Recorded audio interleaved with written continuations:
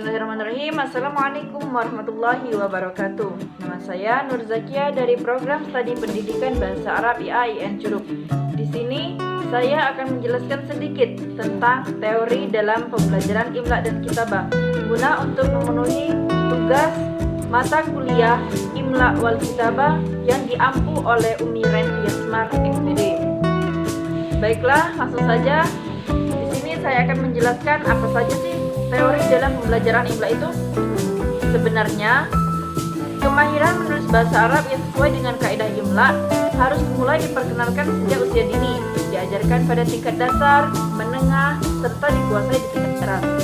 Pada kenyataannya, fakta menunjukkan bahwa kesalahan menulis huruf Arab masih terbawa ke tingkat perguruan tinggi. Untuk mengubah kebiasaan yang salah sehingga mahasiswa mampu menulis tulisan Arab sangat berat, meskipun hal itu bukan hal yang mustahil. Bagaimanapun, kesalahan itu menjadi aib bagi diri kita yang harus ditutupi. Maka dari itu, kita harus belajar dari dasar sehingga kesalahan-kesalahan tersebut bisa terminimalisir, dikarenakan kita sudah belajar pada tahap dasar. Di samping memiliki sistem bahasa Arab juga mempunyai sistem tulisan yang khas pula, baik dalam tulisan bahasa Arab, penulisan lambang bunyi atau huruf, maupun dalam hal harokat. Dalam hal tulisan Arab, kita tahu bahwa tulisan bahasa Arab dimulai dari kanan ke kiri, sementara tulisan bahasa Indonesia dan bahasa-bahasa yang lain dimulai dari kiri ke kanan. Oleh karena itu, seorang siswa Indonesia yang ingin mempelajari bahasa Arab dan juga harus belajar mengubah kebiasaannya dalam hal menulis, dilihat dari penulisan lambang bunyi atau huruf. Bentuk Arab juga mempunyai keunikan tersendiri. Satu huruf Arab bisa jadi memiliki bentuk tulisan yang berbeda, yakni ketika ditulis terpisah dengan huruf yang lain, ketika berada di awal kalimat atau di belakang kalimat.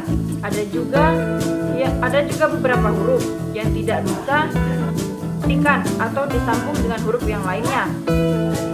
Tetapi ini sangat berpotensi untuk menimbulkan kesulitan-kesulitan dalam hal penulisan atau huruf dalam hal perubahan huruf Latin, kecuali hanya antara huruf kecil dan huruf-huruf kapital. Oleh karena itu, seorang siswa Indonesia yang ingin mempelajari bahasa Arab, dia juga harus belajar mengubah kebiasaannya dalam hal menulis. Dilihat dari penulisan lambang atau huruf, bahasa Arab juga mempunyai keunikan tersendiri. Satu huruf Arab bisa jadi memiliki bentuk tulisan yang berbeda-beda, yakni ketika ditulis sendiri, terpisah dengan huruf lain, ketika berada di awal kata, ketika di tengah-tengah, dan ketika berada di belakang kata. Ada juga beberapa huruf yang tidak bisa digandeng dengan huruf sesudahnya, tetapi bisa digandeng dengan huruf sebelumnya. Hal ini tentu sangat berpotensi untuk menimbulkan kesulitan bagi siswa Indonesia yang ingin terbiasa mengenal perubahan huruf Latin, kecuali hanya antara huruf kecil dan huruf kapital. Pada sisi lain, ada dua kategori teks menulis, yaitu teks bahasa Arab yang sudah diberi syakl atau harokat, dan teks bahasa Arab yang tidak diberi harokat. Pada sisi lain, ada dua kategori teks penulisan bahasa Arab, yaitu teks bahasa Arab yang sudah diberi syakl atau harokat dan teks bahasa Arab yang tidak diberi harokat. Bagi siswa Indonesia yang sudah mahir membaca Al-Quran, tentu mereka tidak akan mengalami kesulitan ketika membaca teks bahasa Arab yang sudah diberi harokat. Itu pun dia belum tentu mampu memahami isi kandungan Al-Quran tersebut.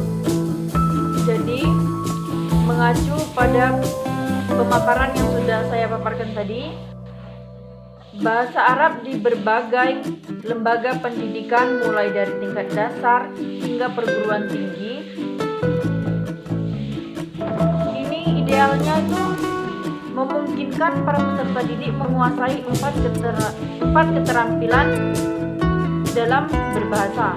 Yang pertama, memahami, al-istima' mendengar, al-kalam berbicara, al-qira'ah membaca, dan al-kitabah menulis.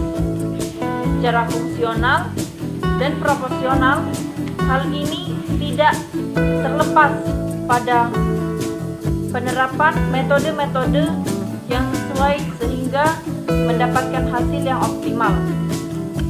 Hal ini dikarenakan bahasa Arab bukan hanya sekedar berfungsi respektif, yaitu tentang pemahaman al-ifham orang lain melalui komunikasi lisan dan tulisan. Baiklah, itu saja pemaparan dari saya. Apabila terdapat kata-kata yang salah, saya mohon maaf. Saya akhiri, syukran katsiran. Wassalamualaikum warahmatullahi wabarakatuh.